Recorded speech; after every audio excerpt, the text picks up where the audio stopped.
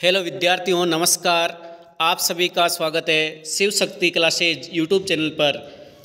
आप सभी के लिए कक्षा 8 के लिए मॉडल प्रश्न पत्र तैयार किया गया है। विषय है हिंदी, पूर्णांक 80 अंक। वीडियो को शुरू करने से पहले सभी विद्यार्थियों से एक बार रिक्वेस्ट है कि आप चैनल पर पहली बार है तो चैनल को सब्सक्राइब जरूर करें, वीडियो को लाइक और शेयर भी जरूर करें। विषय हिंदी, कक्षा 8, पूर्णांक 80 अंक। समय रहेगा 2 घंटे और 30 मिनट। लेते हैं पहला प्रश्न। पहला प्रश्न है कविता ध्वनि में। ध्वनि जो कविता है उस कविता में किस ऋतु का वर्णन है? ऑप्शन नंबर आपका राइट होगा घ, बसंत ऋतु। दूसरा प्रश्न है बस की यात्रा में बस कैसी थी? बस की स्थिति कैसी थी? तो बस की स्थिति वयोवृद्ध थी। गे ऑप्शन राइट होगा प्रश्न नंबर 2 में। तीसरा प्रश्न किसने तेज गति से संवाद पहुंचाने का सिलसिला शुरू किया? पहियों ने, रेलों ने, तार ने या पत्रों ने? तो ऑप्शन नंबर 3 यानी घ राइट होगा। तार ने संवाद पहुंचाने का सिलसिला है वो शुरू किया। 4 नंबर प्रश्न है आकाश की असीम ऊंचाइयों को नापने की बात किसने की? क सांप ने, ख बाज ने, गे दोनों ने या किसी ने नहीं? तो आपको सही उत्तर होगा बाज ने आकाश की असीम ऊंचाइयों को नापने की बात की। प्रश्न क्रमांक 5 दर्जी ने टोपी पर कितने फुदने लगाए? प्रश्न नंबर 5 दर्जी ने टोपी पर कितने फुदने हैं वो लगाए? तो होगा ऑप्शन नंबर 1 राइट, 5 फुदने। प्रश्न नंबर 6 भारत के सर्वाधिक गरीब जिलों में से एक है, वो है पुडुकोट्टई जिला। प्रश्न नंबर 7 मान शब्द में कौन सा उपसर्ग जुड़ने पर उसका अर्थ घमंड हो जाएगा? उपसर्ग शब्दों से या धातु से पहले जुड़ता है तो अब जोड़ने पर अवमान होगा जिसका अर्थ घमंड नहीं होगा, और अब से उपसर्ग जोड़ने पर अपमान शब्द होगा जिसका अर्थ अपमान होगा। तो ऑप्शन नंबर गे राइट होगा अभिमान। 8वें प्रश्न में ता प्रत्यय जोड़ने से शब्द बनेगा, तो खे ऑप्शन राइट होगा मित्रता। प्रश्न क्रमांक 9 लेखक ने वृद्धा किसे कहा है? बस की यात्रा पाठ से लिया गया यह प्रश्न है। लेखक ने वृद्धा किसे कहा है? तो बस को वृद्धा कहा है। बस की स्थिति दयनीय थी तो बस के लिए लेखक ने वृद्धा शब्द का प्रयोग किया है। 10वां प्रश्न दीवानों की हस्ती कविता में से कौन सी बात है जो आपको सबसे अच्छी लगी? दीवानों की हस्ती कविता में देश प्रेम की जो भावना है वह बात है वो हमें सबसे अच्छी लगी, और आप अपने शब्दों के अनुसार भी लिख सकते हैं। प्रश्न नंबर 11 चिड़िया अपनी चोंच में क्या दबाए हुए हैं? चिड़िया अपनी चोंच में क्या दबाए हुए हैं? तिनका। आपको उत्तर लिखना है कम शब्दों में। लघुत्तरात्मक प्रश्न है। अगला प्रश्न है कामचोर कहानी क्या संदेश देती है? कामचोर कहानी ये संदेश देती है कि माता पिता को चाहिए कि बच्चों में घर का कार्य करने की आदत डालें और उन्हें निठला न बिठा करके, नौकरों पर आश्रित न करके उन्हें कुछ न कुछ काम करने के लिए प्रेरित किया जाए। प्रश्न नंबर 13 जमीला बीबी ने क्या चलाना शुरू किया था? तो जमीला बीबी ने साइकिल चलाना शुरू किया था। यह आपको उत्तर लिखना है। प्रश्न क्रमांक 14 निम्नलिखित शब्दों के विलोम शब्द लिखो। 2 शब्द दिखाई दे रहे हैं आपको, कोमल और दूसरा है अनुचित। कोमल शब्द का विलोम शब्द होगा कठोर, दूसरा है अनुचित। अनुचित का विलोम शब्द जो होगा वो होगा उचित। बढ़ते हैं अगले प्रश्न की ओर। अगला प्रश्न है निम्नलिखित शब्दों के 3 पर्यायवाची शब्द लिखो।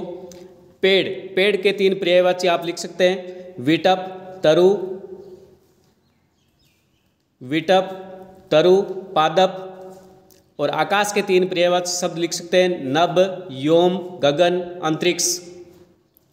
अगला प्रश्न है प्रश्न क्रमांक 16 कवि पुष्पों की तंद्रा और आलस्य दूर हटाने के लिए क्या करना चाहता है? कवि पुष्पों की तंद्रा और आलस्य दूर हटाने के लिए क्या करना चाहता है? यहाँ पुष्प शब्द है वो युवकों के लिए है, कवि किशोर रूपी जो पुष्प है उनकी तंद्रा और आलस्य दूर हटाने के लिए अपने स्वप्न भरे कोमल हाथ उन पर फेरना चाहता है, अपना स्नेह लुटाना चाहता है, उन्हें एक मनोहर प्रभात का संदेश देना चाहता है।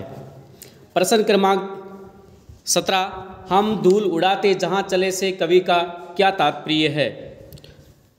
यहाँ हम धूल उड़ाते चले जहाँ चले, इसका तात्पर्य है कि जिस ओर भी बलिदानी वीर बढ़ते हैं उस ओर केवल उनका अस्तित्व दिखाई देता है। उनके जोश भरे उठे कदमों से सारे वातावरण में धूल छा जाती है, इसलिए ऐसा कहा गया है कि हम धूल उड़ाते जहाँ चले। प्रश्न क्रमांक 18, आधुनिक संचार के साधनों का आधुनिक संचार के साधन पत्रों का मुकाबला क्यों नहीं कर सकते? आधुनिक संचार साधनों में टेलीफोन है, SMS है, मोबाइल फैक्स है या ईमेल है आदि के द्वारा संदेश तो भेजे जा सकते हैं, लेकिन उनका जो रूप होता है वह स्थायी नहीं होता है, जबकि पत्र का रूप स्थायी होता है। और आधुनिक जो संचार के साधन है वो महंगे होते हैं, पत्र का जो साधन है वो सस्ता होता है। अगला प्रश्न है 19 नंबर प्रश्न, बाज जिंदगी भर आकाश में ही उड़ता रहा, फिर घायल होने के बाद भी वह उड़ना क्यों चाहता था? बाज जिंदगी भर आकाश में ही उड़ता रहा, फिर घायल होने के बाद भी वह उड़ना क्यों चाहता था? क्योंकि वह साहसी था और वह तब भी जिंदगी से हार नहीं मान रहा था। घायल होकर के जमीन पर गिर जाने के बाद भी वह जिंदगी से हार नहीं मान रहा था। प्रश्न क्रमांक 20, निम्नलिखित शब्दों का प्रयोग कर एक एक सार्थक वाक्य आपको बनाने हैं। शब्द है बालक, धरती, देवता और चंद्रमा। इसी प्रश्न का अथवा है निम्नलिखित शब्दों के बहुवचन लिखिए, जैसे मिठाई, मिठाइयाँ, झील, झीलें, भाषा, भाषाएं और संतरा, संतरे। प्रश्न क्रमांक है 21, आपके मोहल्ले में लोग इधर उधर कचरा फेंक देते हैं, आप उन्हें कैसे समझाएंगे? ये प्रश्न आप अपने शब्दों के अनुसार लिखें। 22वां प्रश्न है वाहन चालकों की किन गलतियों से सड़क दुर्घटनाएं होती है? 5 गलतियां बताइए। 5 गलतियां आप बता सकते हैं। शराब पी करके वाहन चलाना, वाहन चलाते समय मोबाइल पर बात करना, या गाड़ियों में ब्रेक फेल हो जाना।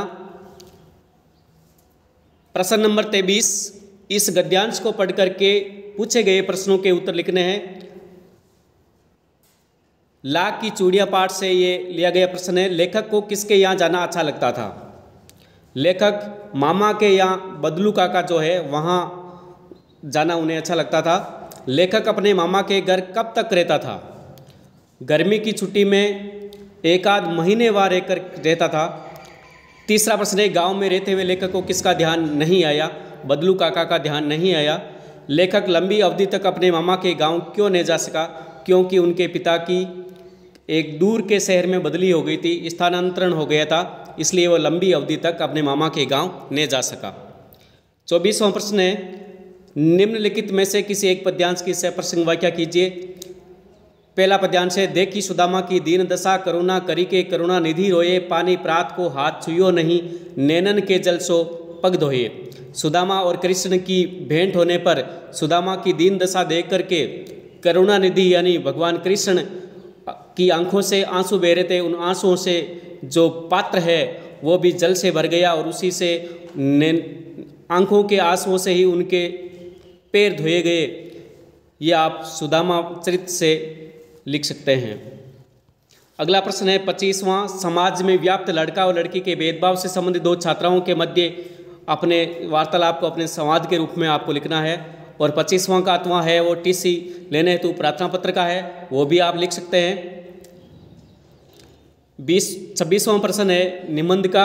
निबंध दीपावली पर भी है, स्वच्छ भारत अभियान, गणतंत्र दिवस या कोरोना वायरस 21वीं सदी की महामारी के बारे में।